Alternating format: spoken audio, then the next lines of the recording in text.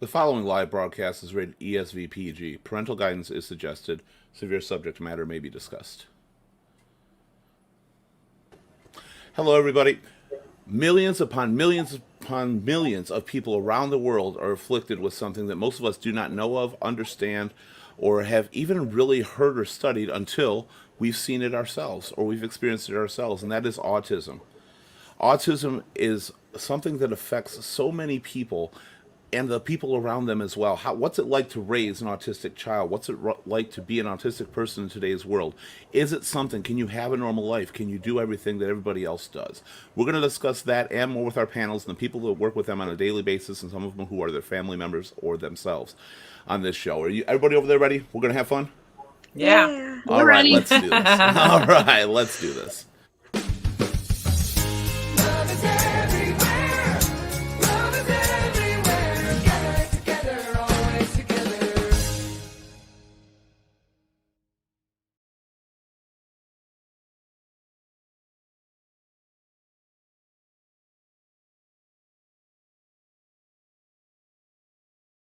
Welcome to earshouldervoice.com. I am .com. I don't know why I put .com in there. What the fuck? Welcome to Ear Shoulder Voice. I am Keith Litvin.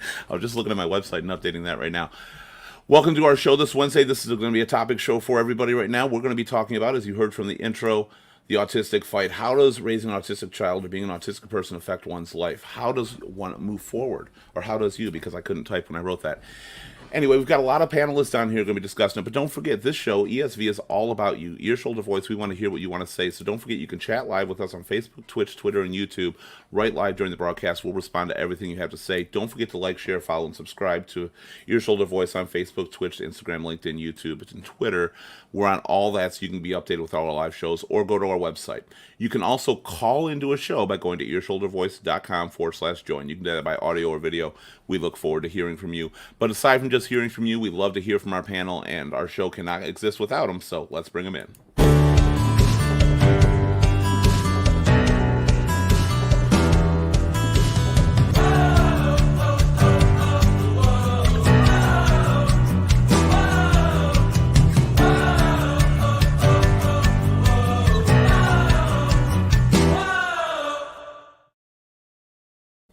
Our first panelist is one of the founders of Ear Shoulder Voice. Glad to have her. She's been MIA for a while. We absolutely love her. Please welcome back Lenny. How you doing? Hi, Keith. I miss you. Lenny. I miss you too. It's been forever. I know. But I knew hell or high water you were going to find a way to be on this show tonight. Yep. And why is that, Lenny? Because I think it's important. I have lived this show. I've lived it for a long time. I have two boys that are 17 and 18 that are autistic, and they're on two very different sides of the spectrum. So I've got a whole lot to talk about throughout the show and give some insight on a whole lot of what goes on with them. It's important to me that we talk about this too, because when I first had my kids, I didn't even know what autism was at all. And now I did so much research, and back when they were born, it was like 1 in 150. Now it's like 1 in, I don't even know, I'd have to look it up, 50 or 60 kids. It's crazy, that are those born numbers. with autism. Yeah. So it's changed, or maybe they're just being diagnosed more. And well, it is something people see. I don't know. Some people who've had like the mild autism, and they are never even diagnosed. And I think that's happening more because they're looking for certain aspects of it. And it does. It's amazing how many effects. Lenny says, "What about me?" Or Lenny says, "Lenny, what about me?" Hi, Bill. Lenny misses Miss you too, Bill. All yeah. right. So anyway, so I was just gonna say, it's changed so much since my kids were born, and now it's like spread like the plague. And I'm really curious to hear what other people have to say. And we're going to definitely do that, especially our next one, who also I figured hell or high water was going to find a way to be on this show. And we haven't seen her in a while, but we're very happy to have her back. Please welcome Becky. Hi, Becky. How you doing? Hi, good. How are you? I'm absolutely fantastic right now. I'm feeling really good. I actually slept last night. Can you believe that? That's awesome. I did. I got like 8-9 hours of straight sleep. That hasn't happened in so long. I woke Wow. up and all I wanted to do was go back to bed. My body wasn't used to it. It's like, I like this. But enough about that right now. As I said before, just like Lenny, this show is very important to you. Why is that? Well, I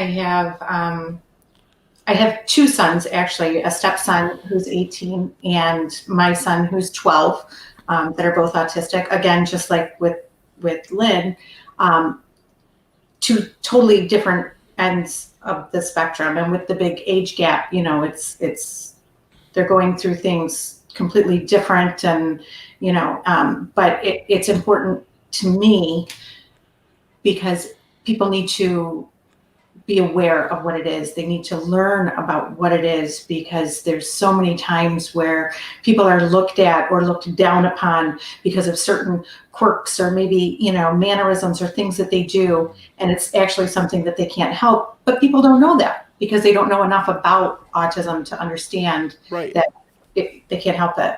And one of the things too is not always just the autistic person that's looked down upon, and we're going to get to it later too. Sometimes the parents are looked down upon. Sometimes the family is looked down upon, like they did something wrong, or Mm-hmm. it's weird. And that's something that people have to open their eyes to. Is everybody involved is a human being, Mm-hmm. with a life, and they want to live it, and they deserve to. Yeah. Coming up next, we have the lovely, the beautiful Gail Marie. How you doing, Gail Marie? Hey Hi, Gail. Keith, I'm doing good. I'm so happy to be here. This is another show that I think you are very excited to be on as well. We love when you have you on because I love everything you say. Thank You're you. very educated. You're very informed on a lot of things, and I absolutely do love that. So, what brings you onto this show particularly? My fiance has Asperger's. I don't know if that's a PC thing to say anymore because I don't know if that's on the spectrum anymore, but On this show, it's fine. and my fiance was diagnosed really late in life, and so I really like to talk about that things are missed in certain children and certain people, and like I think I might have autism, but I don't have the money to go get diagnosed. And some people take self-diagnosis seriously, some people don't. And it's really interesting to see, my fiance looks back on, their life and say, hey, like this makes sense now that I know I have autism and certain quirks and certain things they do. So it's really interesting to see that shift of being able to realize that maybe certain things in their life were because they did get that diagnosis, but also, they are who they are, and I'm able to learn more about that. So, Now, I have a question for you. You're right that some people look up and down against the self-diagnosis of anything, not just autism. right, yeah. What signs make you think something like that? Um, well, I would say, I mean, I could go into this for over an hour, but for Just me, it quickly, we'll hit it was, more later. yeah, for me, it was, I do something that some people call masking, which means that around other people and people that I'm not comfortable with, I have to put on a certain persona, or I have to try really hard to be social when I'm not actually that way. That's the big one for me, I would say. Also, I've tried to have jobs and have not been able to keep them due to certain stressors and due to certain situations. And so those are the two big ones that come to mind for me. And that could definitely be part of it too. And you could, Yeah. like I said, like Lenny was saying earlier, that the numbers are increasing, but sometimes people weren't diagnosed, and some people lived with it, died with it, never knew they had it. And now people are looking for more things related to that. We're going to bring in our next panelist right now. She works a lot with special education. She works in social services as well. She's dealt with a lot of people who have had things, and she also teaches them. So she's definitely going to have a good view that we need on this show. Please welcome Rachel. Hi, Rachel. Hi, Hi, Rachel. Rachel. How you doing tonight? I am doing awesome. I'm so happy to be on. I'm happy you're on here too. This is your first time being on an Ear Shoulder Voice show. We're very happy to have you on here. So, what is your relation to autism? How much do you deal with that on a daily basis? I was a teacher of special ed for about 7 years. I've gone back to engineering now, but I dealt with students of all disabilities, including autism. And you talk about people that haven't been diagnosed or misdiagnosed. Like my brother, I believe he has autism. He's never been diagnosed. They didn't know about it in the 70s. They told my mom he had ADHD, and he still has it. It's just like, was it Gail? He is super smart, like a genius on certain things. And he gets a job, and one person does something, and he just runs out. It's, It sounds I very familiar. again, in relation to what Lenny said and what you just said, the autism spectrum is growing. And I think back in the 70s, 80s, it was ADHD that started to do that. And they started diagnosing everybody with an issue as ADHD. Now there's a difference between them. And people And don't everyone often see lived that. on Ritalin. Yeah. Well, I because I told my think mom to give my brother coffee. Oh, Back in the 70s. coffee can Yeah, ruin the Ritalin need give him at coffee. that point. It definitely can. And I think you're right, because people just started medicating them. And the sad thing about medicating anybody that had ADHD, it was hard to find new symptoms and actually separate what's going on with somebody. They might have something different because you medicated them all. And for a long time, it was the object of zombifying almost, because you had to settle them down. So I know I'm going to go back to Lenny right now on this case, because you have the two autistic kids as well as Becky does on there. You are very different from a lot of people, as you see the autism from two complete opposite sides of the spectrum. And one of them, tell us first about your high functioning autistic child. Was he always that way? No, he didn't talk until he was 6, coming 7, and he would start to kind of mimic things. And if I said, hi, how are you, he would say, hi, how are you, instead of talking. And that took a long time to kind of break that. But he could also get on, I don't know if you would, some people that do the gaming World of Warcraft. My mom was huge in that. So when he was like 4 or 5, he could get on World of Warcraft and be a person in that game. So yeah, so he could actually navigate through that, but he couldn't say, I want juice. And when schools had a hard time figuring him out. They wanted to put him in a cognitively impaired program because they didn't know how to teach him. Then I went from school to school to school trying to figure out how to help them, and what would help one. Then the other one was thrown to the wolves, and they didn't know what to do. Did you have to relearn a whole new way of teaching them, because your other one is severely autistic? He's not nonverbal.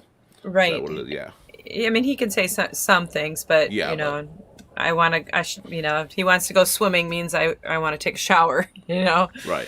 But it's like a little kid, and the mom knows what they're saying. But but it gets hard for other people around there. They don't understand the difference. But wait, Keith. Let me just really quick okay, on Hunt.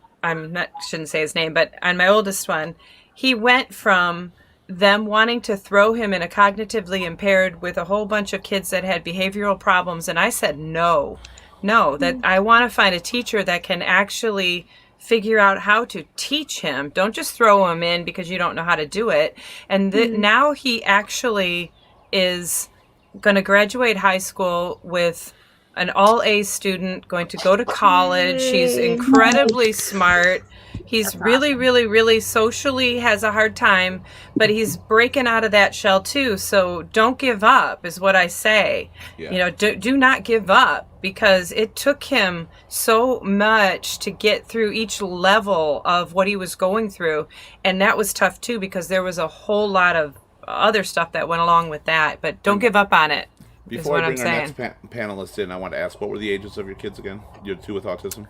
18 and 17 now. Okay, so they're very close. Our next panelist is also a social worker who has dealt with a lot of mental health things. She deals with it on a regular basis. She's very informed in everything with autism, everything that goes along with it, as well as several other aspects of mental health that we deal with on a daily basis. Please welcome Teresa. Teresa, how you doing?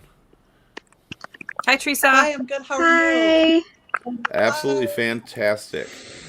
Let's make sure you're all set there. You are. So, Teresa, your life revolves around helping people deal with these situations. What is it exactly you do? I'm actually a BCBA. Okay. I do. What is that? It's for anyone. Well, a lot of people who have children with autism are familiar with ABA therapy. I actually oversee therapy, do assessments, write treatment plans, do parent coaching, to teach parents how to better interact and how to teach their kids who have autism.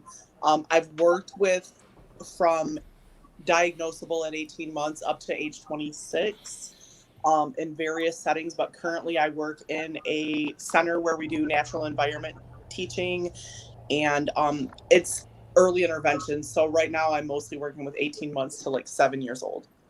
Okay, so And you get it early on. Go ahead, Lenny. so ABA, that's applied behavioral. What's the last part? ABA It's applied behavior analysis. analysis. Okay. Okay. Before I'm going to go back, I'm going to go over to Becky now. I just want to let everybody know before we do.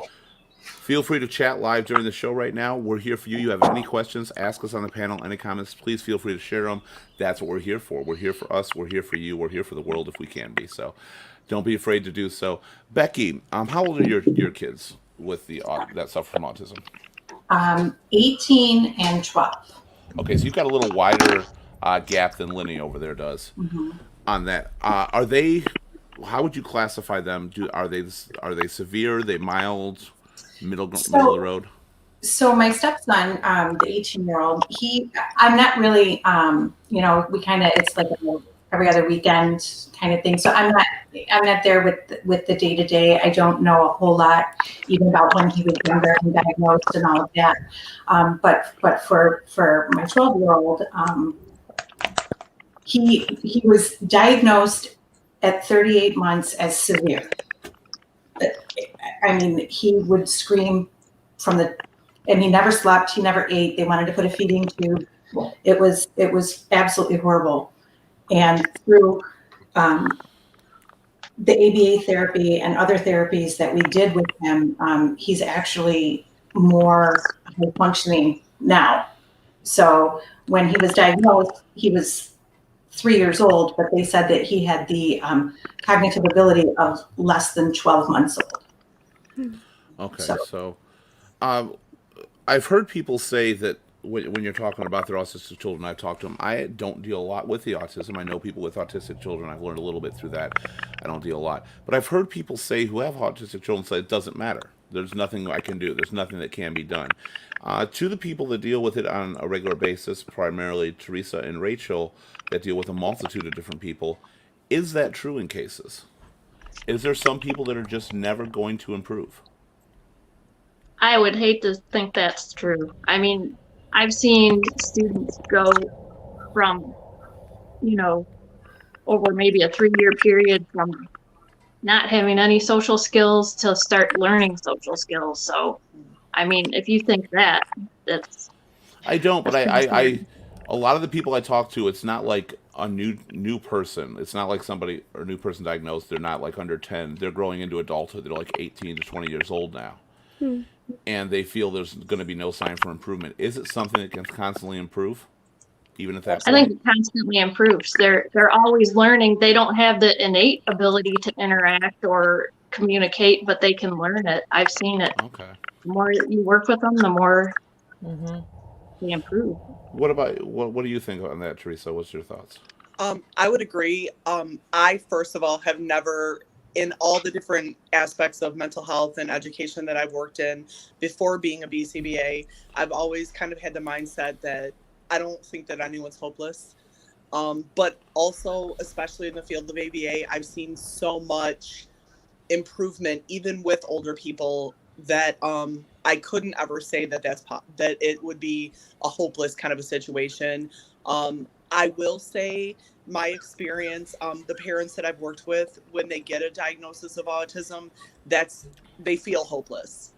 They feel, I honestly see them go through the very textbook classic stages of grief, because what I see in my experience has been, like they go through the stages of grief and loss just like they would if you lose a loved one or go through a divorce or something like that. Denial. One of the number one things I deal with parents when they get a diagnosis is that they're in denial, or they're in denial not wanting to get the diagnosis. One of the things I love about working in the field of ABA is that I'm able to help restore some of that hope, because the work that we do, it works. It's evidence-based. There's science and research to back it. Insurance covers it. So I've been able to see so much growth, even in older people, that I would never be able to say or never feel comfortable saying that it was hopeless or that wasn't possible. Well, I hope people watching this Yeah. understand that it's never hopeless, because No. even as adults that are never suffering from any kind of mental issues our entire life, we still learn too. And people Yep. forget that as you grow up, everybody is constantly learning. And somebody, I believe, who is autistic is there too. You're going to say So- something, Lenny? Then I have a comment. Yeah. Put on No. there. When someone has to go get that diagnosis, and you just said, you know, they're like in despair, but the reality is, once you get the diagnosis, there is help then out there for you. You know, there are so many places you can go with that, but if you don't have that, the schools, everything. So get the diagnosis. If you think your child might be in need of getting a diagnosis of some sort, it puts them into a school situation to succeed, not to fail. Otherwise, they're in the mainstream with all the other kids, and they get Right. shuffled. They get shuffled behind the desk because the teachers don't know what to do with them. So get the diagnosis and get the right help right away. That's the only thing I could say. That's a Can I smart add move. to that? Because I think Lenny? Sorry. Lenny. Your Lenny. story, being a teacher on my side of it, and we know the public schools are a public government. Oh, agency. they're wonderful.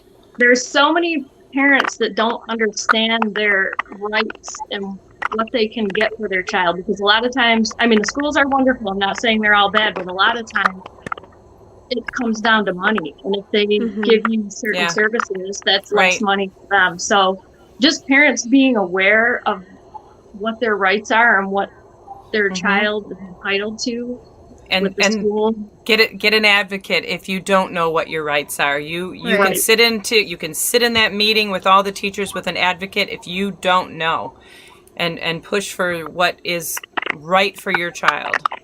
I've Right, had Bill. administrators pushing me to not give students services. So Yeah. you have to get an advocate. You have to know your rights. I'm just gonna Right. put it out here. Bill has a question here for Teresa and Rachel, and I think also going to apply a bit to what Gail Marie was talking about earlier. He's asking, can one of you explain the autistic Asperger's syndrome?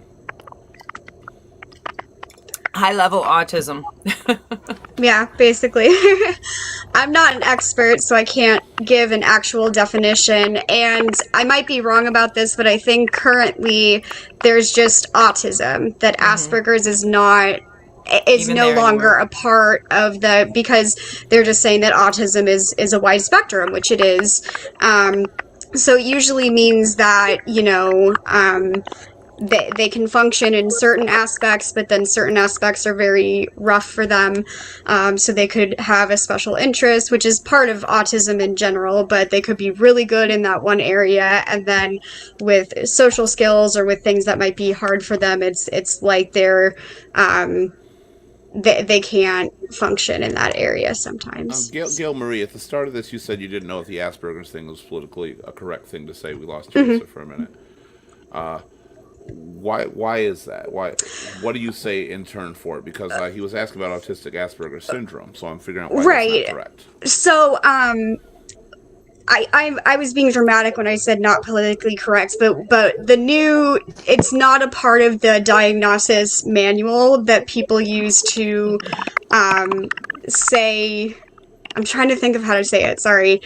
So there's a manual that doctors and the clinicians use to give people diagnoses called the DSM-5, and there's one every few years, and so it's no longer a part of that manual. So when you say Asperger's, it's no longer a part of the autism world, I guess you could say. So it's not something negative to say. It's not a negative thing, but now it's just considered autism separate in now. general. Yeah. So it's Okay. just autism in general, and you're either, you're on that spectrum. So.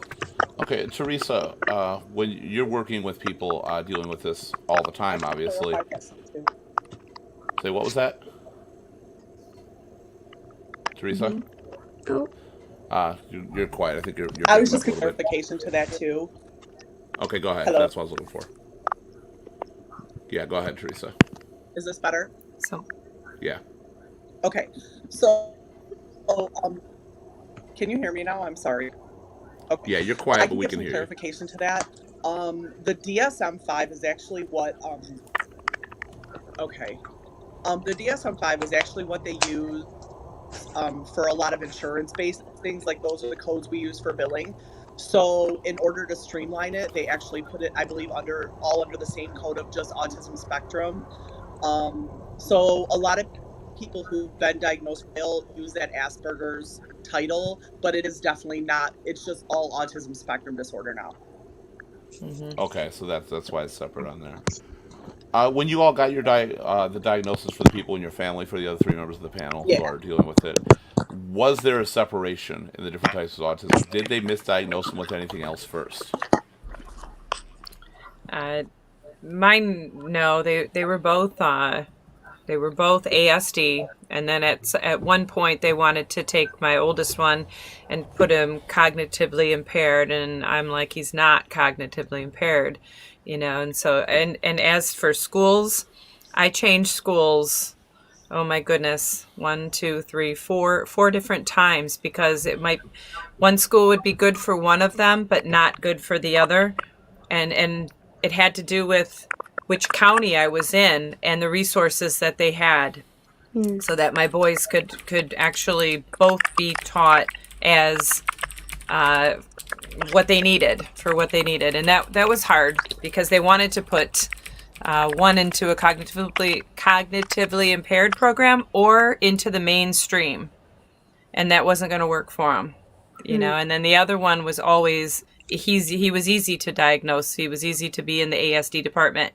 The other one could sprout if somebody knew how to teach him, which he actually did, but it took me moving 4 different times for my kids to What get about that you, done. Becky?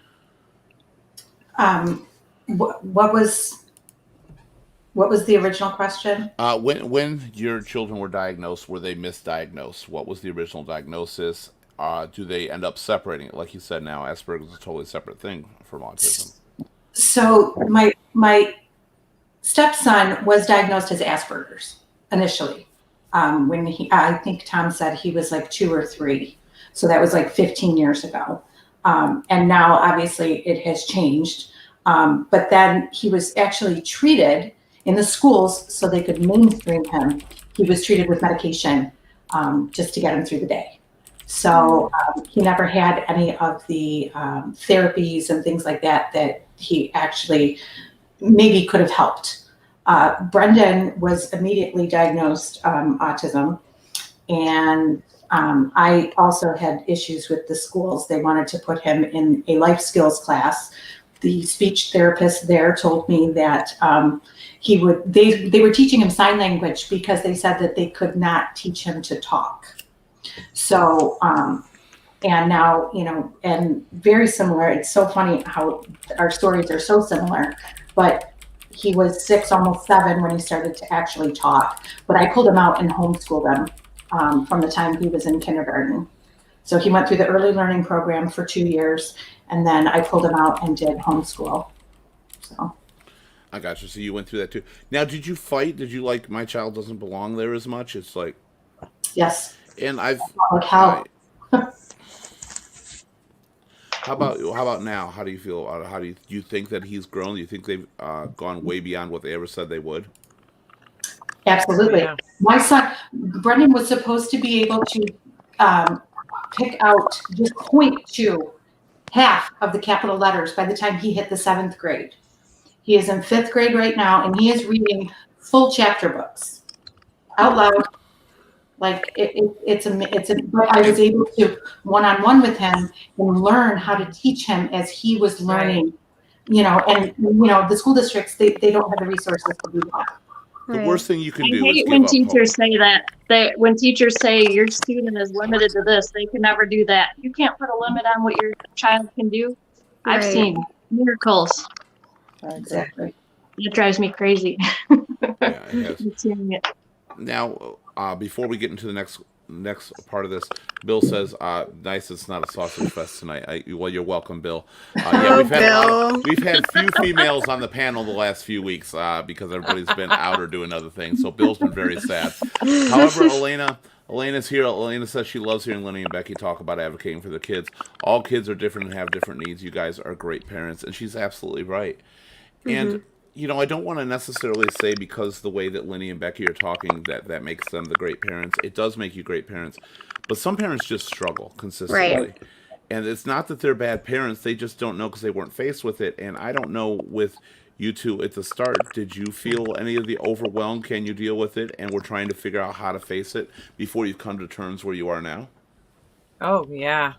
I mean, I'm not going to lie. It was the biggest challenge of my life, having two autistic children and and then wind up getting divorced. So I'm a single mom with two autistic children.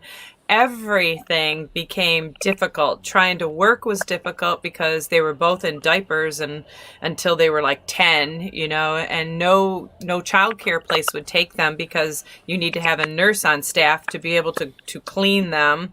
So I can't have a babysitter, who's going to want to change my 10-year-old diapers. Those challenges are so hard. Whoever's clicking, I hear a lot of that. It's coming through. Sorry about that. Yeah, but anyway, so the challenges of it all were so difficult that it's not just having an autistic child or autistic children. It affects your life so much all the way through. Trying to work, trying to find caregivers, to go out, trying to date, trying to bring a dude home and hang on a second, I got to go change a diaper, I mean, it just became really, really, really hard. But at the same time, I cannot tell you the blessings that you have that no one else has, that only you have, I mean, it's a constant learning experience, and it's a constant love that they give you, even if they can't speak, it's in a different way, so it's a double-edged sword, but I'm blessed. I think even though it was a challenge, I'm still blessed that I have had both of my kids and had to learn. And Becky, what about you? When you first started, how did you feel? Did you feel lost? Did you feel that you weren't going to be able to do the job? How did you overcome that? Well, you helped a lot, but just the support of the people around you, and then that defining moment when you look at your child, and like Teresa had said, parents mourn, and I did for a very long time, the child that I thought he would be, or the person that I thought he would be. I mourned him, and it was so hard. But then one day I finally was able to realize that he still is going to be this awesome and amazing person, but he just needs my help to get there. Right. So, and Lenny talked about the blessings, and we have, he's 12 and he has 6 older brothers and sisters. So, what he has taught them, patience and love and understanding, I could have never taught my other kids those lessons on my own without, Brendan being there and going through it with him. So that he made me a better mom to my other children. So it really is, it was very, very difficult, but it was definitely one of the best things that ever happened to me. Before we get to the next comment on here, you said you had the support of the people around you, and that's one of the most important things you can have. A lot of friends and even other family members sometimes don't want to deal with the person who has autistic children. Either it's too much noise or trouble, or they can't be inconvenienced, or whatever it happens to be. And to those people, a big fuck you, honestly. You need to be there for your family because they get through it. They have strength. They're dealing with this. But they need more, and that comes from the friends and family that surround them. Well, and I think... Sorry, go ahead, Keith. Go ahead. I just wanted to provide a little bit of a different perspective on that, if I may. Linny and Becky, you guys are amazing parents, as that commenter has said. That, like he said, there are parents that don't advocate and just kind of deal with them or tolerate them, and you haven't done that with your children, and I want to give you like so much praise for that. My fiance, as I said, was diagnosed later in life. They are 30 now, and they were diagnosed at 28. I mean, so can you imagine going through your whole life, like all of schooling, all of that, like no support, no, like, and so I'm really lucky because, my fiance is an amazing person, but my fiance's parents struggled with that when they first got their diagnosis, because they looked at it as like it was their fault, and they, thought that my fiance was using it as a reason to not do things, and they didn't really understand. And Linny and Becky, you took the time to do the research and see what you needed to do for your children. But there are people on that other side of the spectrum that don't do that. So I'm very thankful that you guys weren't on that side, but there are people that, don't know how to deal with it. And sometimes it's their fault. And sometimes they need to step up and just say, this might not be the child that I thought I was going to have, but this is how they are. And so I need to do the best I can to love them in the best way that I can. Okay. So one thing I want to get back to on that, I want to get through the comments first, but I am going to ask afterwards. Mm-hmm. You said diagnosed later in life at 28. How do you get to 28 years old without knowing something like that exists? How is it constantly ignored? I'm going to get back to that. Actually, no, answer it now, then I'll go to the comments, because I don't want Yeah, of course. So I spoke a little bit with my fiance before coming on the show, and my fiance said that it was diagnosed as different things, kind of like you were talking about a little bit earlier. So the moods were everywhere, and they couldn't really regulate their emotions, and so they kind of didn't know what to do with that. But they were also kind of just on their own a lot and kind of a loner, and so they just thought, the parents thought that, right, yeah, so they just thought that my fiance just wasn't a social person. So what at 28 years old makes you say, or what made your fiance say that I need the diagnosis, I need to find out what this is? What was the prompting factor?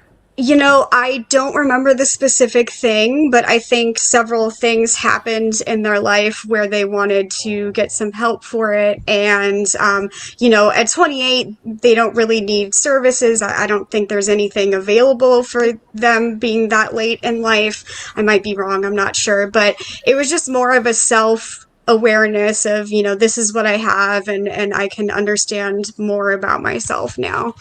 Okay, I can understand that. It's good, because it's never too late. If you feel you're a little out of place, you're a little different, you're a little off, and you've always wondered what it is, they're constantly diagnosing new things. Yeah, like all the time. Rachel, is there anything out there for older people? What happens to question. I know that my son can keep going until he's like 26 and throughout the school system, to a program beyond high school. But is there something out there for somebody I worked in one of the programs for 18 to 26-year-olds. And then as far as the public school system goes, 26 is the cutoff for somebody with special needs. But there are like workplace programs and life skills programs that are available through different agencies. Right. Wow. Okay, so I would like to know if you got any links or something after the show we can provide to people. Yeah, I'll Google them and I can send them to you. We can find, because I'd like to leave links for people to follow, because we always think of autism, we think of autistic children. That's mainly what we think of. We don't think of adults having autism. We don't see adults dealing with it on a regular basis. Well, at least we don't think we do. And they constantly are. They just learned how to get through it sometimes, and they've learned how to hide aspects. Basically, that people see as unique. Now I want to get to these comments, because they're starting to stack up here. First, Elena agrees that was about the parenting and everybody, so thank you for that, Elena. Jan says, there was a family that used to live next door to us. They had 2 children. One of them, the boy, was autistic. I didn't know this for a while, till one day I asked the dad why his son ran around in the backyard with his fingers in his ears. His dad told me about his medical condition, and he keeps his fingers in his ears because sounds come to him all at once and he can't separate them. Again, there are so many broad forms of autism, people just don't understand. Much to the way my hearing aids work, everything comes at once, no filter. Is that kind of, anybody deal with that on this panel? When my kids were young, loud noises would make them really get louder and louder and louder and louder and louder and louder. And whenever that they would get super frustrated, they always wanted to go to a quiet place or headphones or quiet, So I do think that maybe it's hard to know with the one because he doesn't talk to me, but I do know that when he does need to settle down, it's usually in a quiet area that does it for him, or quiet music or something like that that's soothing. And Bill, you're right. They do. They grow up, they get married, they have kids in some cases. Lenny's oldest son is living his life normally, right? Or your oldest with autism? He's going to go to college, and That's awesome. That is so amazing. Another thing we got from Bill here, the two young girls that I was lucky enough to know when I was younger were genius.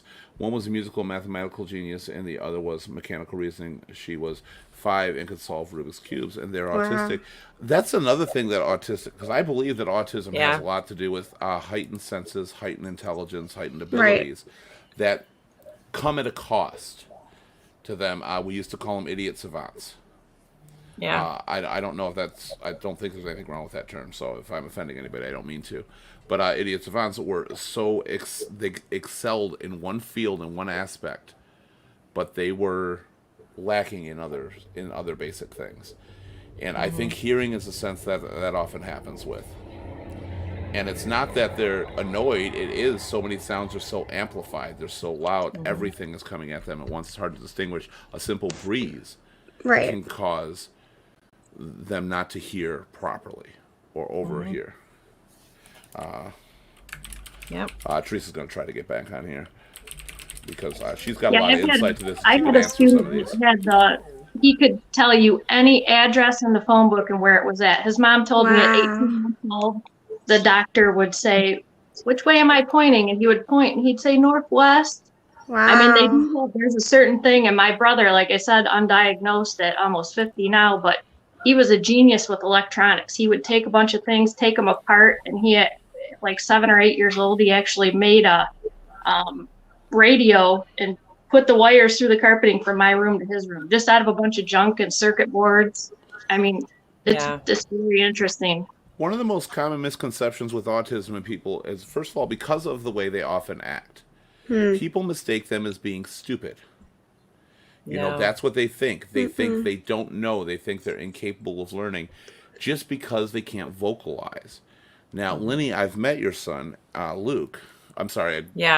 Well, we've talked about Luke before, so I hope it's okay. Really quick, before you even say anything, I have to say this to Keith.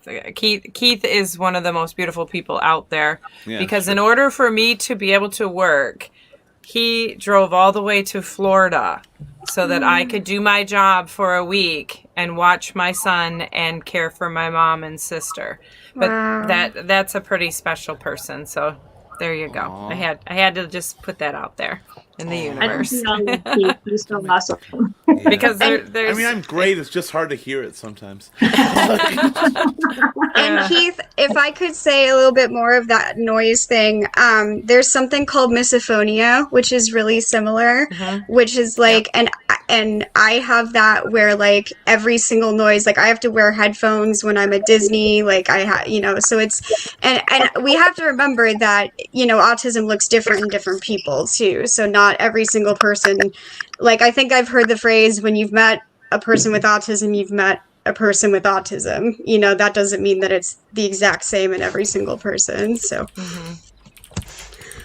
Okay. They're all so different. I had a parent that came to the school and she said, "Who's the autism expert?" And I said to my boss, "Who's an expert? They're all so different. Right. You can't be an expert." You just have to get to know that particular student and what or that person and what their issues I mean, they're different. Like I said, when I was dealing with your son, Lenny, first of all, I love him to death. He's awesome. Okay, I've got to say, he's a great kid. I know he's a handful, but he's a great kid. And he really just wants people to understand him, but he has no way to vocalize that. Right. You know, and one of the things, like, one thing to do, video games, I want to ask the professionals on here, because even I let him play, I brought my little Nintendo Switch down, and I let him play for a minute, and he had a blast with it. Didn't quite know what was happening, but he loved it. That's to be expected, because I don't think he's done that before. You know, No. something he's engaged before.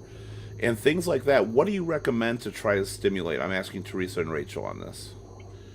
I had a student that was pretty severe, and I couldn't even teach the classroom unless I would give him a Sears catalog, and he would turn it page by page, wouldn't look at it, and you couldn't let him go through the same one twice, even though he didn't look at it. I'd put a TV on, and I would lean on his shoulder just to get him to calm down. Yeah. Some people with autism, I think, just need the multiple stimuli it calms them down. I don't know. I couldn't tell you why, but It's well, that's what about you, Teresa? Is there anything particular that you've had to do, or anything you recommend for people to do to try to stimulate an autistic child? Again, it goes back to that. If you've met one person with autism, you've met one person with autism. Just the same way as I might want a cup of coffee in the morning to wake up and a cup of tea at night to calm down. You might want a glass of Jack and a cigarette. You know what I'm saying? So it's kind of really Exactly what I got right now. It's like I know you. You do. So it's getting to know the person on an individual basis, just like you get to know your other relationships that you have in your life. And like, what do you like? What do you not like? What works for you? What doesn't work for you? Sometimes it's trial and error. But I would say that from the time I started, and I've worked in special ed before, as well as with specifically children and young adults on the spectrum. But I would say my biggest thing is I talk to them the same way I talk to you. When I go into a session to supervise, I always say hi to my client. Even if all they do is look at me or wave at me, or some of my kids do. Don't treat them differently. Right. Not any differently. When I leave, I always say goodbye. And if I sign it, if I say it, if I go and pat them on the shoulder, because every one of my kids is different. Some of them want a hug. Some of them, like I've got a little 3-year-old who always up. So I always pick her up. So how do you find these things? I mean, I understand you saying everyone's individual. There's got to be some kind of guideline or something to say what are the things to try, because a lot of people are lost completely. Hey, I'm not talking about you. I'll talk about you later. My dog's I think it's trial and error. Sometimes just when you spend time with people, you learn about them. And so it's more things to avoid. You know, don't avoid treating them differently. Avoid, you know, acting like there's something wrong with them, and just find something they respond to. Don't talk about them in front of them, even if you think they don't understand. I think a lot of people make the wrong assumption that because they can't vocally say what they're thinking or hearing, that they might not understand what we say. A lot of the clients I work with have really high receptive language skills, but their expressive language is really low. So like when you're saying, oh my gosh, he had the worst tantrum today and he did this and this and this, they know what you're saying. And that hurts your rapport. Yeah. Like, how would you like it if I was talking to one of them? Like, oh my gosh, Keith did this and this. You'd be like, Lenny's got something to say really quick. Yeah. But before you do, is Prozac still subscribed, just so I can get Bill's comment? Do they still prescribe that? I don't give mine anything. I don't know. I'm guessing by the look of the panel, I'm thinking not really anymore. No. I'm not sure. Okay. I have something very important for every single person out there that has a child that can't talk or can't express themselves, and that is autistic. When my Lucas, my youngest, when he was, I don't know, maybe 5 or 6, and he would have the tantrums. Well, one time he started crying, and most people just chalk it off as, oh, he's autistic, you know, whatever. But there was something different. He just kept crying and kept crying and kept crying, or acting out and acting out. And be persistent, because it's not all autism. I took him to a doctor, and that doctor was like, it's just part of autism. No, it's not. I took him to the hospital. They wanted to give me schizophrenia medicine. I'm like, something is wrong here. Finally, I took him to back to my doctor. She couldn't find anything. I took him to a dentist, and he had what looked like a backing to an earring Ooh. in his gum, in his tooth. Oh my goodness. So this whole time he was screaming, at his dad's house for all weekend long, and his dad just thought it was part of the autism, which you wouldn't know unless you really treat him like an infant and make sure that they're comfortable. He suffered from constipation. Well, he doesn't come and ask for food. There's nothing wrong with them. Keep giving them water. Keep giving them beverages with every single thing that they eat. Make sure that they're drinking. So there's lots of little things that we don't pick up on as adults or caregivers or whatever it may be. But in order for them to have a healthy life, we have to make sure that whatever is bothering them, there's not something physically wrong. We take expression for granted. We really do. As adults we take expressions for granted. We think that if there is a problem, people will be able to express it to us without an issue. And when you're dealing with autistic kids or anybody with a mental disorder or a mental disability in some sort, that expression is lost, and we have a hard time seeing it because we're used to being able to see beyond the walls or see what's going on. So like your dog. Important. Your dog whining. It probably has to go to the bathroom. No, they go to the bathroom. They're insane. They're nuts. They play before every show. There's two of them, actually. One's laying. You can't see her. And they're just playing and trying to get attention. They go to the bathroom before every show. I was on there. I've got two questions. I want to bring this up, and then I've got an actual question. One girl, Bill's referring to the two girls he knew with autism before, or was it three? Rocked the couch listening to music when she was little. Within a couple of years, she could pick up a musical instrument and be able to play it that same day. There's something very relatable that Becky can talk about with that, I'm pretty sure. And it has to do with Richie Sambora, doesn't it, Becky? It does. He's actually, I don't know.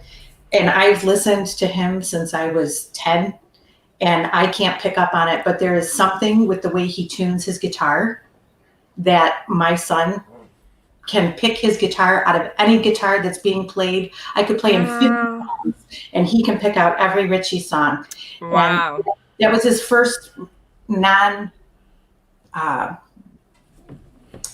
his first words that he said without being asked something was, "It's Richie," because he did his guitar. So that's the phrase I know you for. Yeah, actually. It's Richie.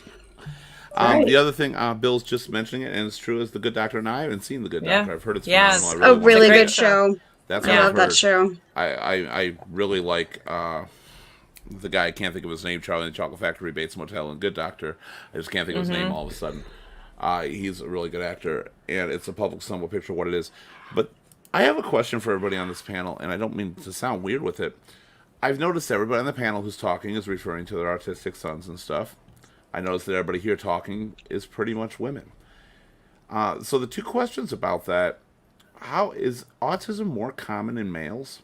Almost everybody I know dealing with autism is a male. Now, because special ed in general is 75% male.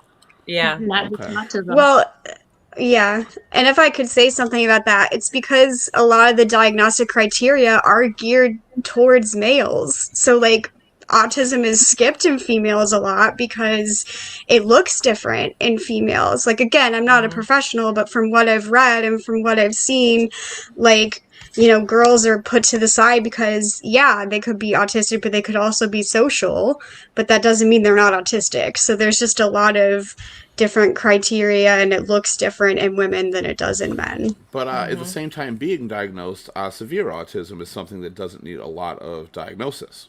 I mean, obviously, like the nonverbal that Lindy deals with, or the screaming, so that doesn't need diagnosis. Is that still more common in males as well? I think so. I'm not 100% certain, but I think so. Teresa, in relation to what Gail Marie was saying on that, how do you feel there's a misdiagnostic a lot of times with females? One of the things that I've noticed, and actually the center that I work at, we do have quite a few females, but it's different because that's not normally the case. It's usually very predominantly male. But I'm excited because we do deal with an early intervention population, that maybe we're starting to open that up a little bit more and get a little bit more awareness. But one of the things I've noticed and I've read in different studies and things. We lost her. We lost her for a second. Bye. She's so good. She hasn't. She's so excited. She had to leave. I know. She'll be back, I'm sure, and we'll continue that. Here she is. She's coming right back right now. So as soon as she appears, we'll do that. And just a note to everybody while we wait for her to connect.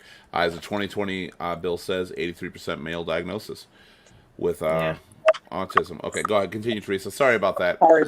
We all got excited with what you were saying. We needed a second to catch our breath. No worries. So a lot of times they say, "Oh, she's shy. She's a shy little girl," and so they miss the diagnosis because of that. Because they just write it off like girls are supposed to be shy and timid. But as I said, or I think this was before I cut off. As I said, a lot of times now we're looking like, I think we are diagnosing a lot more early, at an earlier age with young girls because we are more aware that was the case. So it'll be interesting to see what the trend is with diagnosis over the next few years as that becomes more broad. But as of now, it absolutely is a predominantly male disorder. But yet it seems to be looked at and dealt with, and in the field, both you and both Rachel and Teresa, in the field, it seems that women want to deal with this a lot more than men do. Has having an autistic child affected your relationships? Is that why? Is it partly that most men are pussies and can't endure it, honestly? And I don't mean that. Yeah, I do mean it. They're kind of pussies. Shut up. They're kind of pussies and can't endure it. The dog agrees. Yes. I have a good friend of mine that has a daughter that's becoming her son that has autism. But I just told her the other day, I've seen it either bring couples closer together, which is less dominant, and I've seen it tear couples apart. So maybe it does have to do with the males not being able to handle it. I'm not sure. But I think Gail hit it on the head when she said it looks different in girls than it does in boys, because anything like boys are just more boisterous anyways, even with depression or whatever. They're outbursts where the girls probably keep it more in. So it's not as predominant. It's like, okay, she's being quiet. We'll just leave her alone. She's fine. But this boy's going crazy, so we have to do something with him. So I think you might hit it on the head. Yeah. With the whole boy thing, here's another little tidbit of fun. When boys hit puberty with autism, that's something that if any of you are out there, you just have to make sure that you understand men and that you give your child the room to explore themselves in a private way, so that way you're not taking that away from them. That's another part of it that is a whole nother trickle of fun to have to deal with, but it's still part of life, Right. When I worked with the 18 to 26 year olds, we'd have at lunchtime, they'd be out in the car, blowjobs or whatever. I guess hopefully we can say that on here. But you can say anything you want on here. My boss would just be freaking out. She'd be like, "Oh my God," and we'd be joking around about it. Yeah, they want to have sex just like everyone else. It doesn't matter if you have a cognitive impairment, if you have autism, whatever. They go through the same emotions, the same hormones, right? Everything. Right, but what winds up happening is, a lot of people that I have talked to that I know don't want them to do that because they're a woman and they don't understand what men need in that regard. It's different for us. We don't know. And now if you have sons that are going through, puberty and getting a little bit testosterone aggressive and everything else, you have a whole load of new things than when they're a little kid, and they're going to have to kind of go through that and get past that point to adulthood, but you're still their caregiver. You're still the one that has to have them at home if they get aggressive or if they are in need of doing something and you don't let them take a shower or you don't give them their space or whatever it may be, so there's that too that you go through. Bill, just really quick here. I'll take my shirt off in a minute, Bill. Sorry. It's almost 8 o'clock. Mine's staying on, And Bill. that's what you can say. Sorry. Bill's just saying you can't say white trash on here, by the way. He said it referring to the title of a Roseanne episode one time, and he was booted for saying the word white trash and trash. But literally, the title of the episode was white trash. He was talking about a Roseanne episode. That's funny. So he's always... Ashley says one of the biggest things in her last job in working with special needs at times, we would have to teach them that there are special times and places for things like that. Mm-hmm. Yeah, I had a group of students at a table and a boyfriend girlfriend next to each other, and then I had a student across that was pretty low functioning, and she's like, "Oh, Miss Lang, he's got his hand down her pants." So you just have to take that moment and say, explain to him. I'd always use my boss as an example. Would you like to see Dr. E with her, husband, blah, blah, blah, blah, and then just try to make it into a learning moment. But how do you, part of it. To bring it to a little off-color topic, I guess, how do you get rid of those hormones? How do you deal with those hormones? They obviously can't go out and pretty much have sex like usual because people don't look at them the same as everybody else. And even then they wouldn't know. How do you deal with those natural hormones that have from growing up? That's the higher functioning students, the higher functioning people with autism have sex all the time. It's I'm talking about the more severe ones. The more severe ones who are incapable. I mean, I know there's you don't know how to autistic people can do anything anybody else can do. Don't shun them from doing it themselves. Just give them the space and privacy, I guess. In fairness, don't do that to any guy. Exactly. Okay? Don't shun them. Don't shun them for doing it.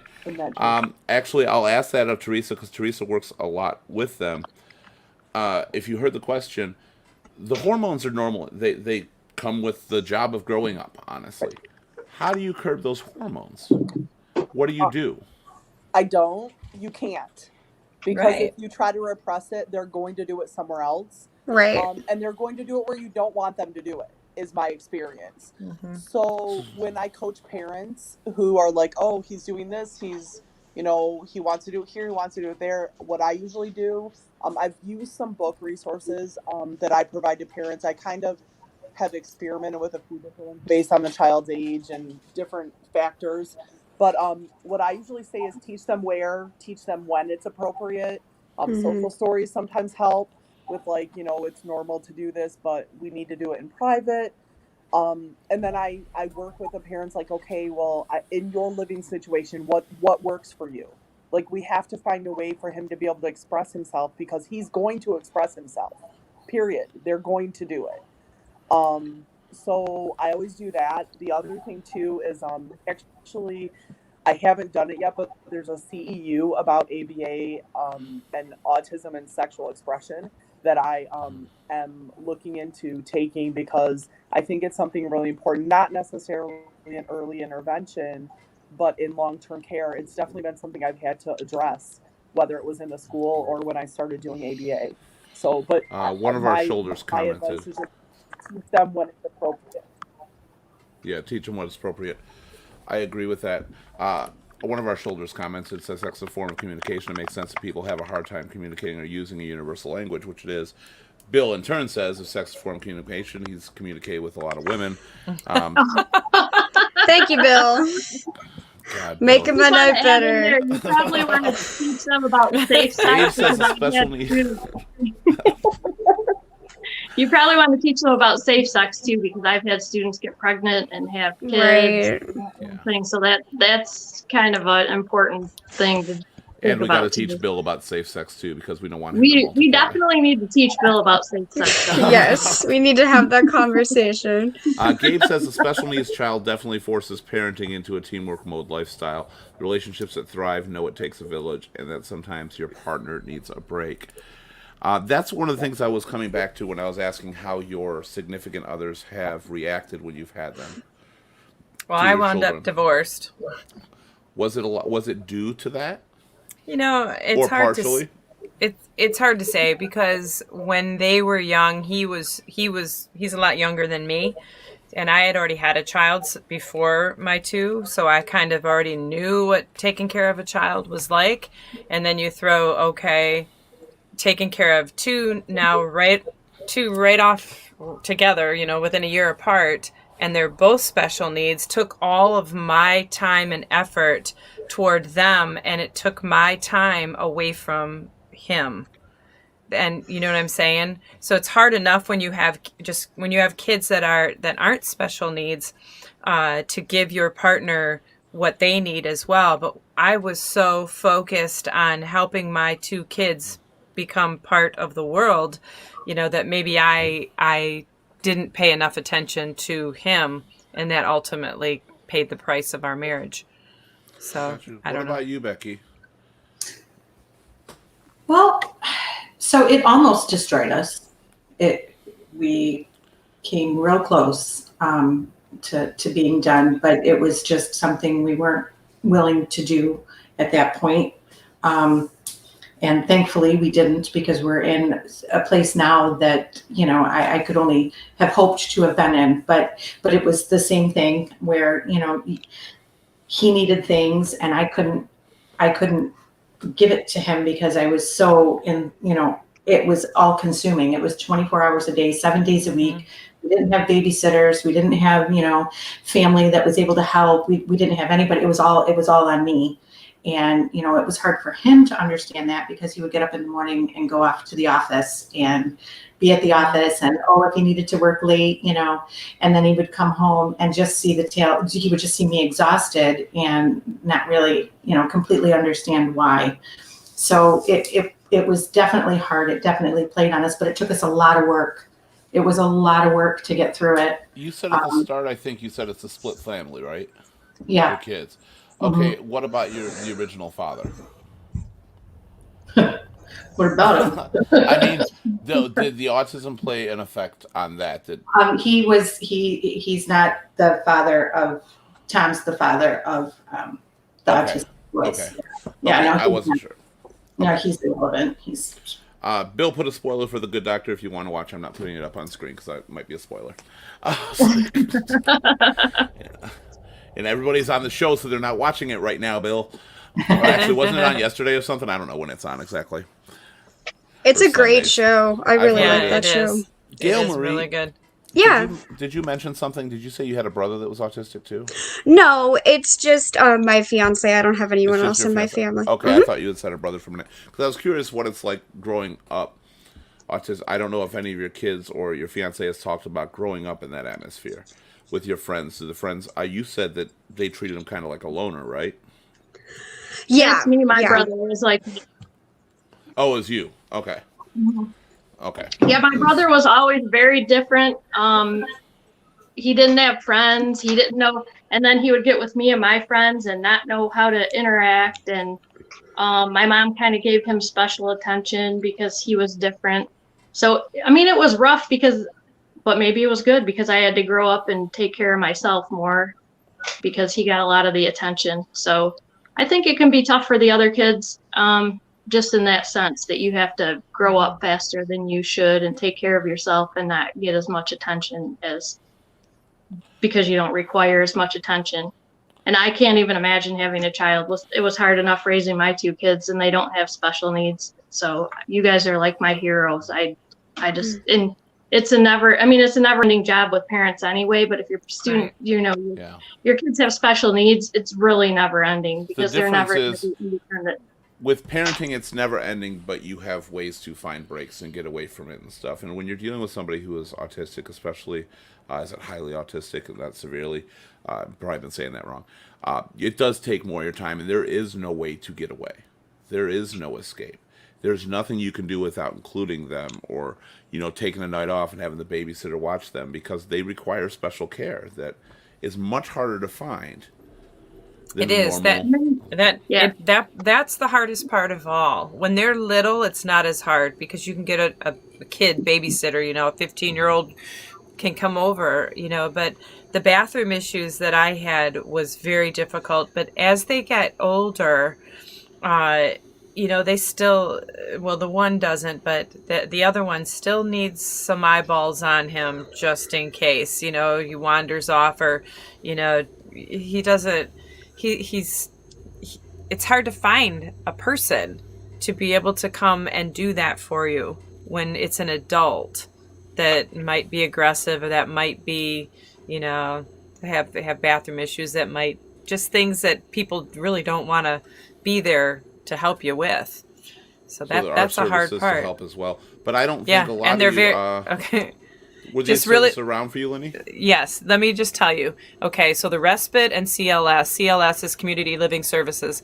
Those are what I have come across anyway in my county, and that I had some of those services. My kids had that, so many hours a week or whatever. And you know what they would send? Most of the agencies would send 21, 22-year-old girls or boys or whatever that would come, and half the time they're only getting paid like $5 an hour. The agency will not let you give them gas money, so half the time they do not show up.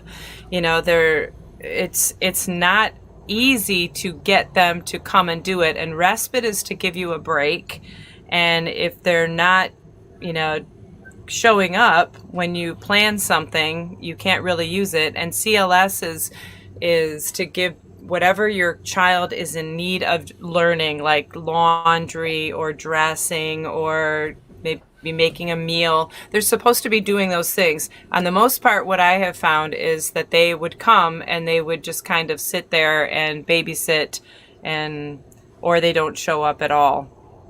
Yeah, and so that's the problem that I had with that. And believe me, there are some good ones. And when you have a good one and they're not getting paid enough to stay, they're going to find another job, is what I have found. And that's the sad part of all of it, is that she says it's very hard. Yeah, it's very really hard. Workers. And what about in your case? As you said, Becky, that it tore you apart for a little bit.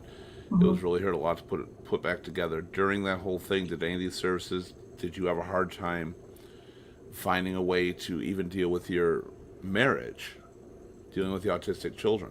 Yeah, it was really difficult. And, I have, my oldest, Josh, and he's going to be 25 next month. So, he's a lot older. And he stepped in and he recognized that mom needs help. And he became my little one's best friend and took him, just did everything with him and allowed me the time and Tom the time to work on ourselves together, and allowed us to go and do the things we needed to do away from the situation at home. And then also, I feel like he was also able to help teach Brendan how, because he treated him like a regular kid, like just a regular little brother. And I think that helped him more than anything, was not being looked down upon and just like one of the guys. And he had the best friends. He had a group of four friends that, one of them was just over for dinner last week, because they also included him. So, when he was like 5 years old, he was hanging around these high school kids that, that treated him like he was just one of the guys. And it was so awesome. And, so it was actually Josh that was able to recognize that there was, I needed the break and give it to me. As Teresa had said earlier, a lot of times that's what helps most, is treating them like a normal individual. It does. Treating them like, and it's important to say, as Lenny said earlier too, to have family and friends understand and be around and be there for you. And not even just for you, but for the child, for the autistic person. It's very important so they don't feel alone, because even if you have no mental issues, and we've done complete shows on it, that when people treat you differently on a regular basis, you start to question what's wrong with you, and you feel like less of a person. And that's the last thing you want anybody to do to you. So, Keith, I have I one had more my thing. students tell me that I didn't talk to them they're like, you're the only teacher that doesn't talk to us like we're stupid. And they know it. If you talk to them like they're a little kid, they know it. They're not dumb. They know. What were you going to say, Lenny?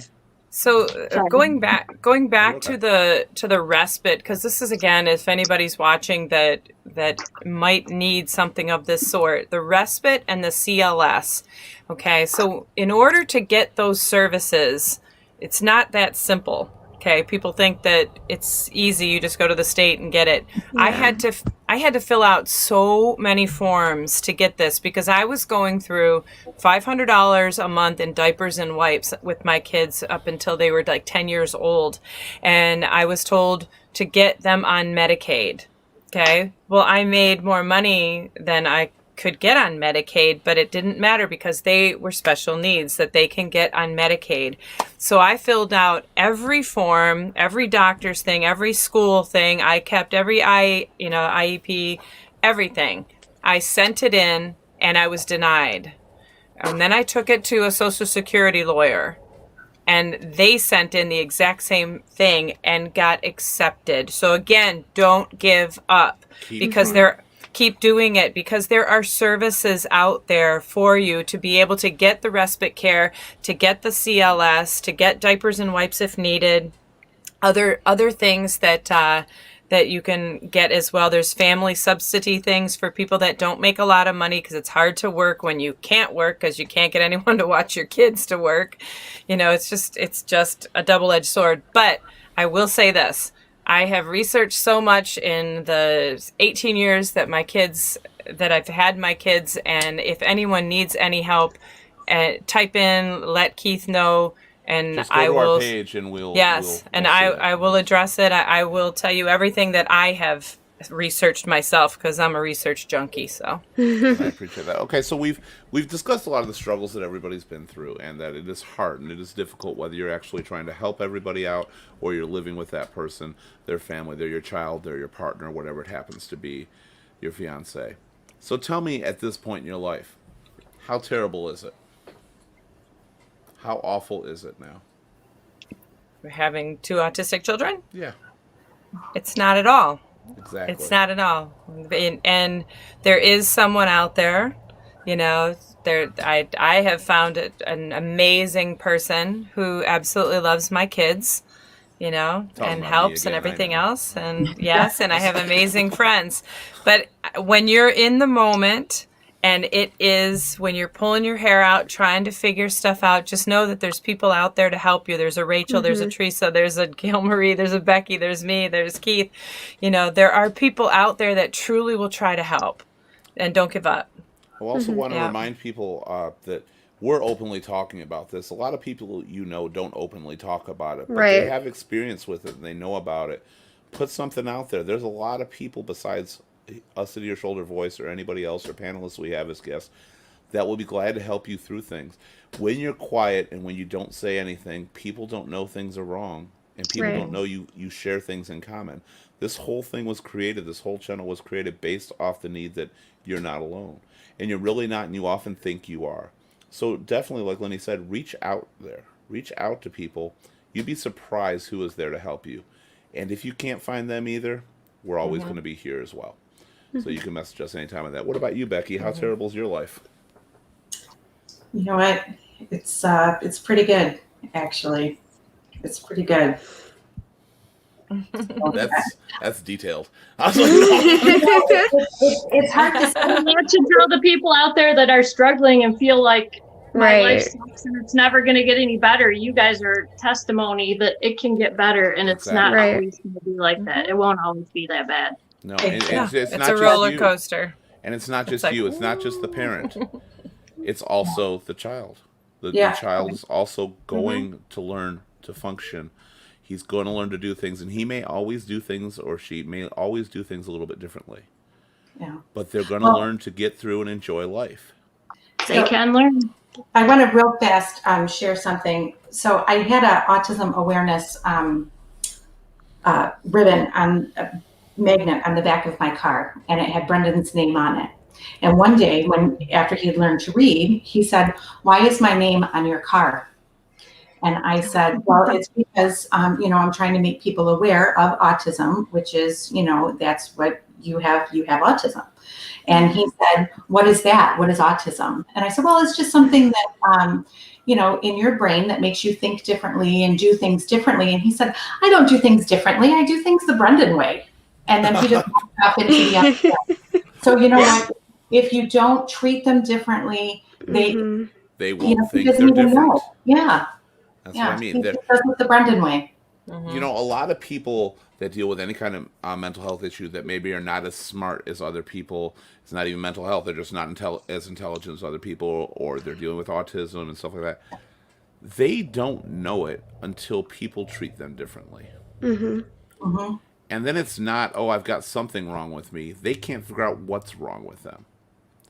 And that leads to, and one of the things this whole thing's based on as well is depression and isolation and loneliness. And that leads to it. And no matter what, they feel that. They feel there's something different. Why are they not like everybody else? So it's very important to always treat them like everybody else. And I'm going to tell you, when I had the 18 to 26-year-olds, they came right out of high school. And of course, we all know how terrible high school kids are to each other. Fuck high I school. would see them come into my program feeling really crappy about themselves and acting out. And after being in a program and realizing, you know, we can learn things, we can be like everyone else, you know, I don't even know how to explain it, but 3 years later, you can see night and day. So, yeah, how people treat you makes... And very well said, really Bill, by affecting. the way. You love the children, your true friends will understand and love your kids as well. That was very well said, Bill. Much better than some of the previous ones. Gail, and Gail Marie, as long as we were going around talking about that since your fiance was diagnosed, how terrible is life? Life is awesome. Life isn't terrible at all. I think, and I want to make a point. I want to share this really quick story about what we're talking about right now. I used to be a paraeducator, which is a fancy word for I helped teachers in special ed and in classrooms and stuff like that. And one of my teachers, at the beginning of every year, she would go into every classroom that she had a kid in, because sometimes the kid would still be in the classroom with the other kids, and she would put Band-Aids on every single kid. And so she's like, okay, where does it hurt? And the kid would say, oh, my arm. You know, it's just an exercise. And she would put it on their foot. Or, you know, they would say, well, my head hurts. And she would put it on their stomach. And so she made the point of some people are going to need bandages on their... I'm trying to think of how to say this. It was a good message, but now I'm losing it. But, you know, just because certain kids might need a bandage on their arm doesn't make them any less of a kid or any, you know, worthy of anything less. Because, you know, kids are smart and they can tell when kids are going to be in different groups or pulled to the side or like, so it's just a message from the beginning of the year of, you know, this kid might have to be in this reading group or this kid might have to be in this math group, but we all need help. We all need, you know, support in different ways. And so I think that's a really important message that if you start really young with the kids, they'll grow up accepting those kids and they'll grow up not bullying them and not giving them a hard time. And then people with autism and people with other mental health disorders aren't going to feel that depression as much because they'll feel much more accepted. So that's something that I wanted to share. I didn't share it perfectly, but No, I you're tried right, to get though. the It makes message sense. across. Your imperfect was perfect. Thank you, Lily. I appreciate Yeah, I that. understood it. So is Teresa... Bill, lay off my cousin. All right. Bill, be good. Teresa Mary. You can go. Elena says in response to that, all kids need bandages in different places. Kids just need different help in different areas. Yeah. Yeah, well, that's how you say it. And that's what I got from it, too. That's a very good way of putting it, Elena. And they do. All kids need assistance some way. They need guidance. They're no different. They learn differently sometimes. They have to be taught in different ways, but they need the same basic essentials, which is to be happy and have a good life. And finally, as I was going around before we finish up the show, we're running a little bit long, which is always good because it's more to talk about. I asked the three people on here how terrible life was, and I'm going to ask Rachel and Teresa. I'll start with Rachel on there. With everybody you've seen, how terrible did the life become after they got help? Or did... I have seen so many people be happy. Yes, they go through, just like everyone, they go through their ups and downs. There's depression, there's being upset, but that's everybody. So I think once people get help and once they understand are what they're going through. Yeah, once people are understood, they're happy. I've never Elena's- seen a super unhappy person. Elena is correcting me right now, and she has the right to do so because she's right. It's all people. It's not just kids. Right. Right. We all need those basic needs. Don't correct me again now. No, but no, she was rightfully to say so, because it's not just kids. All people, including the parents that are Right. helping them, people who grow up living, and the people who everything seems perfect. Big heart, heavy mind. First biggest show, and that still stands right now. Seems perfect now. And finally, Teresa, you deal more with than anybody, I think, with this because of your job and your career. What's the success ratio of having a good life? Normal life. Honestly, I Uh-oh, we're losing you.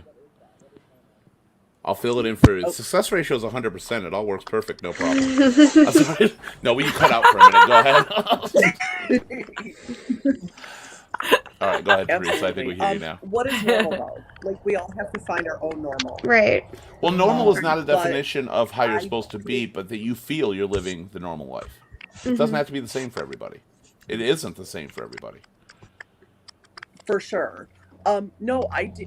Like I said, the best part about my job is that I feel like I'm able to. I can't even say it's me myself, but to facilitate and to see hope restored to families, not just the clients like that I work with one on one, but their the extension of their families, their friends. So I would have to say life is pretty good, and it's definitely, like we said earlier.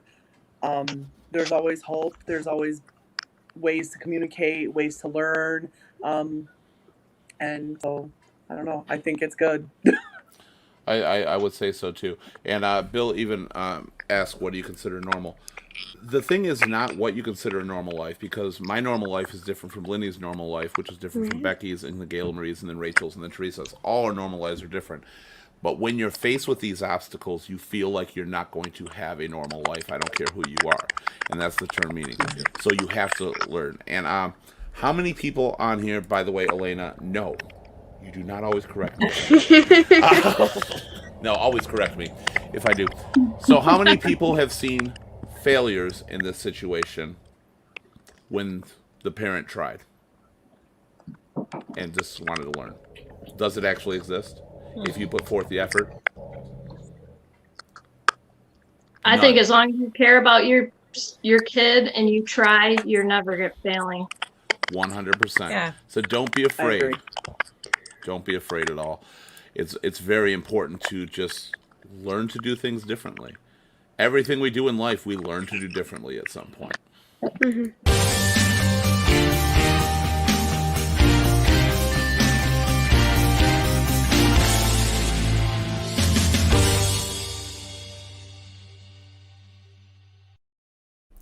I mean, wow, there's so much information we got just now, so much everybody learned from all this.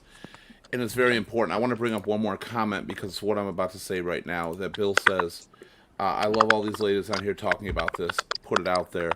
That's very true. Everybody on here, except for Rachel, just vanished on us. I think she thought that was the total end. Everybody on here is so strong. I've said it before with all of you ladies. You are extremely strong to be able to talk about this, because a lot of people don't have that strength. They don't have that ability. They're afraid to. They're afraid people will look down on them. They'll look differently on them. And no, your friends and family will not. And if they do, as parental as it sounds, they're not friends. A friend loves you for who you are. They love your life for what you do. They love your family for all that. That is true friends. Your family should be the same way. You guys are so strong for putting it out there. So many people are stuck in this situation, and they feel there's no escape, especially those that are just recently learning about a diagnosis. Most important thing is said by the panel, so it's really hard for me to give a final word, because you said so much that was so much more important than anything I can say right now, is that do treat everybody with the same respect you'd want to be treated. I don't care if they have autism, Asperger's, whether they're bipolar, no matter what is going on with them, if they have one leg, if they're just a dot rolling on the ground, they're a person, it doesn't matter. Treat them with respect, treat them with love. That's all people want, no matter what they're going through, what they're feeling, no matter how their brain works, no matter how their senses work, whether they're good, bad, or indifferent. Treat them with respect. Treat them like an actual person, and they will grow up to think and know that they are an actual person, that they're not any different, they're not any weaker, they're not worse than you, you're not better than them. Don't give people that, or else you are responsible for the depression people go through. You are the sole responsible person for somebody feel like they're not worthy. And sometimes you're the sole responsible person for people giving up their own life because you didn't take that moment to treat them like an individual. Elena says also, thank you so much for sharing your stories. She feels like she's learned so much from the episode on here. And just again, Bill says, sometimes it's not failure. Sometimes life changes things. They move away and you can't be there for them. That's also true. And Gabriel also says, bravo. Boy, you ladies are popular. I don't know if it's just because we got ladies on the show again. Which is nice. But no, your stories are incredible.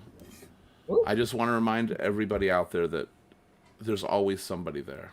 Mm-hmm. But it does take that step to reach out. It does take that step to do a little bit of research. Never feel like it's the end. When it's actually the end, you won't be alive to know about it. It's only the beginning every single day. It's only going to get better from there. But you have to make an attempt to work forward towards it. This topic, of course, as everybody knows, I'm sure, was the autistic fight, dealing with autism. As you've seen from the ladies and everybody out there, they go through a lot. You don't know the stress that they're under on a regular basis. You see them happy so often. You see them living a happy life. You think nothing is wrong. They are so strong and going through so much every single day. And they are one of millions upon millions that do the same thing. Mm-hmm. Don't judge people on that. Coming up on our next show is our open forum show this coming Sunday. Again, open forum is anything you want to talk about, whether it be how your latest TV show ended, whether you unfortunately dealt with the death in the family. We don't care how extremely deep or lighthearted. We want to talk to you. You kind of move the conversation along. That's the open forum show, so be sure to be there. You can live chat. Don't forget to like, share, follow, and subscribe to Ear Shoulder Voice on Facebook, LinkedIn, Instagram, YouTube, Twitch, and Twitter. We're on all that. Also, don't forget that you can chat anytime with Ear Shoulder Voice on Facebook Messenger, or if you go to our website, you can message us through there and do it anonymously if you choose to. Whether we're doing a show or not, if you need somebody to talk to, message us. We're there for you. We will talk to you about whatever you need to. We don't have to be live. Not only that, if you want to have a show about a topic related to you, we can have a special show any day, bring you on, and just talk to you about it if you want to do it. But we're also there in private for you as well. Never forget that. You can't find somebody, just go to that site. We'll be there for you right now. We'll be there for you anytime. Last comment. Oh, that's Bill. I'm not going to get to that comment. Okay. Our next show coming up next Wednesday on the 31st is The Art of Being Alone. This is our next topic show. We still have our open forum. When friends and family have gone, all that. That show's going to cover how it feels to be alone. I mean, we all lose people in our lives, and we all get that feeling sometimes that we are now alone, and there's nobody else out there, and sometimes it's just nature doing it to us. We're going to talk about how we get through those situations, how we deal with everyday life, how we make ourselves realize that we're never truly alone. That's what we do on here, because we're never truly alone. I want to thank everybody on here. Linny, we've missed you so much. I miss you too. It's really great to have you. I love hearing you talk. I love your stories. I love everything you have to say, Linny. You are amazing. Thanks. The shows are much better with you on them. Aw, that's sweet. All right. Becky's another one. Becky, you add a lot. I know you were dealing with issues with being on this show. I love having you on here. You also have a perspective that people really need to hear. And I want to thank you for being able to do this with us. Thank you. Gail Marie in your magical palace. I love that name. Let's start right there. Thank you. You are an inspiration to everybody, Gail Marie, because you come out. A lot of us on here talk about how we've dealt with other people. We've talked about ourselves too, but a lot of times we talk about dealing with other people in other situations. You come on unafraid. You come on to say, hey, I can be happy. I've dealt with so much, and you can too. And that's something people really need to hear. You are a bright light in this world. So thank you for being on here, Gail Marie. Thank you, Keith. And Rachel. First show you've ever been on. We're very happy to have you on here. You deal with a lot of stuff. We would not have been able to carry on this conversation without you the same way. Because you definitely deal with a wide variety of things and you know the difference. And that's very important to do. And you do something that a lot of people are afraid to, which is teach. and not be afraid to teach because of certain things that may be different. And that deserves some commendation. So thank you for everything you did and everything you said tonight. Thank you for having me. And Such Teresa, awesome ladies on here. they are. And Teresa, you, like Rachel, deal with all this stuff on such a regular basis. And we need to hear that. We need to see what other people go through. We need to see what people deal with. And you specialize in it. Though you came in and out a little bit, you know, whatever, you were good. We loved having you on here 100%. Your perspective and you being able to see it and your knowledge that you have on how people have dealt with this and how many different people it affects, and being able to see so many people who have gotten through life is crucial to everybody who watches this and everybody around us and every day. So I thank you for everything you said and everything you did, Teresa. I know you're muted right now. Thank you so much. It was great to join you. You absolutely Hopefully are. next time not as many technical issues. That's okay. Hey, you know what? I'm going to be honest with you, Teresa. When Becky first got on here, we had kind of the same issue with technical issues, but we don't have them now. So I'll work with you for anything on that in the future. We'll make sure that it all works for you, okay? We will. This is your first show, so it can happen. And I'm going to throw his comment up right now for Bill really quick. None of the women took off their shirts and done. Damn it. Come on, Bill. Hold on, but I'm going to get to this. Bill can handle it. Let me finish it. Open forum. Why didn't Lenny take off her shirt tonight? But finally, Bill says, just to let everybody know. Because I have a dress on. That's not going to stop Bill from wanting you to take it off. But he does say, just so all you ladies know, he has respect for you all, and it's just comic relief sometimes. And Bill's been on our shows before, and you know what? He is one of the most respectful people I've met. So we love Bill. Just when he's hiding behind a keyboard, it's a little different. All right. We love you, Bill. Thank you, everybody, for being here. We'll see you all on our next episode of Ear, Shoulder, Voice. You all have a great night. Bye. Bye, guys. Bye. Good night. Bye.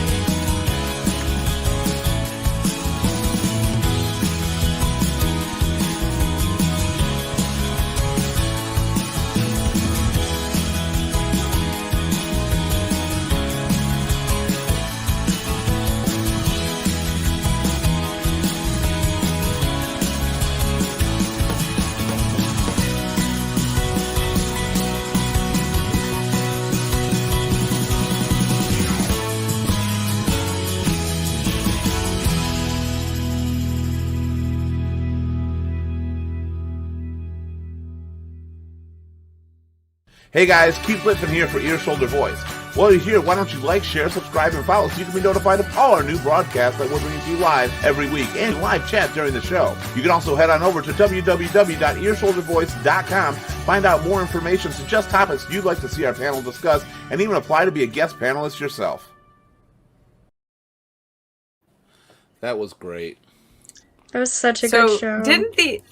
Awesome. Didn't the end kind of feel like the Wizard of Oz when he was going through saying, you know, I love you Lenny, most of all, you're going to get a name. And then, yes.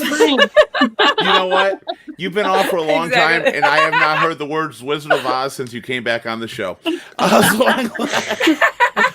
Always goes back. But we had Gail Marie's magical palace here as well, which was awesome. Can't take the Disney out of the girl. I can't. I gotta tell you, I really am. When you ladies talk, when all of you do that, we lost Teresa. I don't think she knew to stay, but she was having the technical issues. When you ladies talk, I'm so inspired by you. I love to see that. I love to see that you are open and communicate and do what a lot of people need to see. And they do. So I want to say so much more. I have a question, Becky. When you have to sit down and like talk to people about your life and what you go through and all of that, then you start to think about it and go, "Holy shit, I do a lot." Don't I? Yeah. But you don't really think about it, right, you know, day in, day out because it's your norm. But when you have to talk about it, you start really thinking, "Holy shit, yeah, there's a whole lot to this," but you just kind of do it, you know? Yes, you have to. So yeah, I think sometimes. Yeah. Bill was waiting for Wizard of Oz. Just so you know. Of course you were, Bill. He was. And she did it. So, Rachel, Yep. how'd you like it? I thought it was awesome. You have such a wonderful panel. These ladies are just amazing. Bill I agrees. was even if they don't show their boobs, they were amazing. Well, I still to this day feel so bad for Bill because we did our sex show and he was so excited all the time. And prior to January, we had an overwhelming number of women compared to men. In January, it flip-flopped. Yeah. And it's just because people went different ways and certain things happened. And it's all going to get back. But finally, the sex show comes around. All the women canceled. Oh, you know what? So Bill, one of these times, because I missed it. I couldn't do it. I wanted to do that show. Well, you're going to be able to do it now because you're going to be coming back within the next couple weeks, right? Yeah, one of those open forums is going to turn into a sex show. It is. It's going to turn into a let's talk about sex. Good thing I can only do Wednesdays. The autism thing turned into sex because they have sex too. So I mean, obviously, exactly. There you go. Bill, you are amazing. I'll just yes, you are, Bill. And Liddy just said doo-doo. I don't know why I'm going through this comment, but here we are. Bill, don't tell me anything about Good Doctor. I'm behind. And let's do another sex show, Elena says. Okay. Elena would be good. Elena didn't, but the two we got, it was last minute, and they were great. So if they're watching, I don't want to take anything away from them. But they weren't prepared. They were random people who said, we'll talk about it. They didn't know fully how the show worked, that I'm gonna try to break you open. Like, we want to get stuff out of here.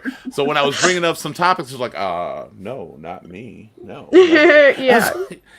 And I'm poor way Bill, too honest. I'll just tell you, okay, yeah, I do that, whatever. Well, that's the thing. That was actually the purpose of the sex show when we were going to do it, was people feel bad about the things they want or like sometimes. Right. And the point was to get it out there that it's normal, but we will be doing another one shortly. And Elena, we'd love to have you on that as well. You haven't met Elena yet. Elena is awesome. She's a panelist now. Yay. And when Bill says that when you said you could tell him stuff that would curl his toes, oh my God, I remember that. That was a while ago. Bill doesn't forget these things. He's got a little notepad, like Liddy said. Yeah, this, he Liddy has a said diary. Bill's Unicorn Dream Journal. Oh my God! But this was an absolutely great show. You haven't been on it. We have our open forum Sundays too, and we're looking for people on those as well. So feel free with that. You can always join those. Those were a lot of fun too. But you guys, I don't know how you do it day in and day out. I used to think my life was hard, and I look at you guys. I'm like, yeah, my life's still hard, but yours is also. I'll never say my life is easy because of it, but we don't go through the same things, and what you go through, I don't always know if I could handle it. I like to think I could, but I don't always know if I ever could. You go through a lot. I appreciate all of that.